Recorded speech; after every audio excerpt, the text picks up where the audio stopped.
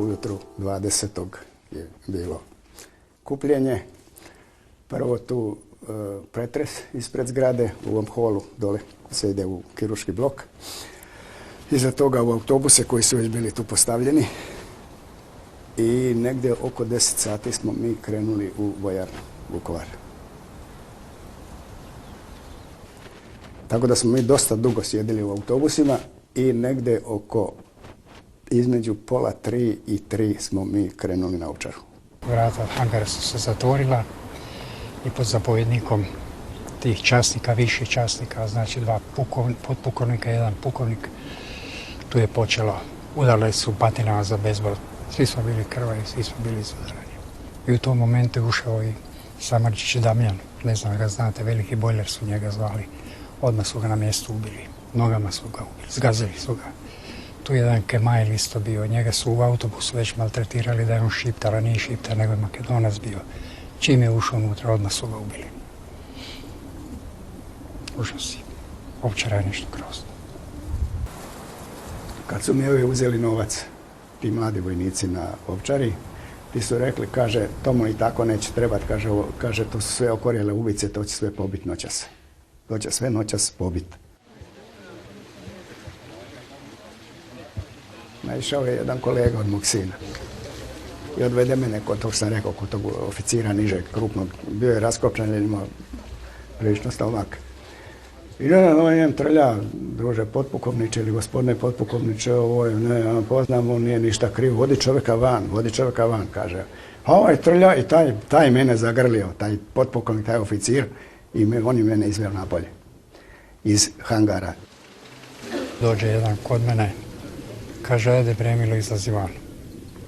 Ako neću, ubit ćeš me. Izađi van, kaže, kad ja, slušaj mene. I stvarno, taj čovjek me spasi. Nekad sam ja njemu nešto učinio i on je to meni vratio. Tako je i Štef Gunčević spašen i spašen je, tu je nas 7 spašeno.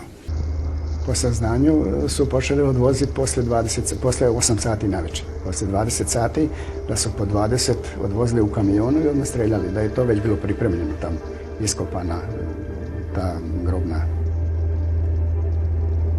To je vrlo rukavo, svako imao svoju dionicu odakle dokle zapovjeda, znate. Spašeni smo tu i odveženi smo onda u Velepromet.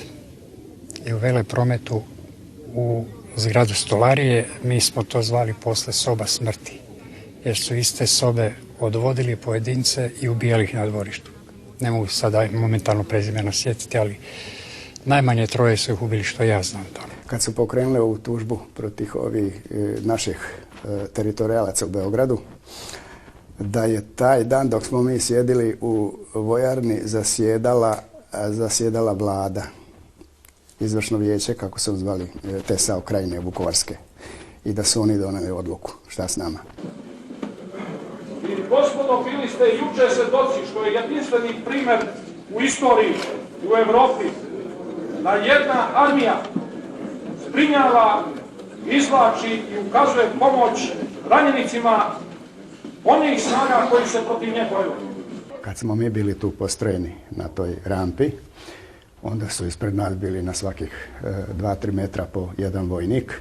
Smo bili okrenuti leđima betonu, a gledali u bolnicu, a on je ispred tamo. Uglavnom pod njegovom komandom. Tu sam ga prvi put vidio, tu sam ga zapamtio. Uglavnom pod njegovim nadzorom, pod njegovom komandom se događalo to sve iz bolnice.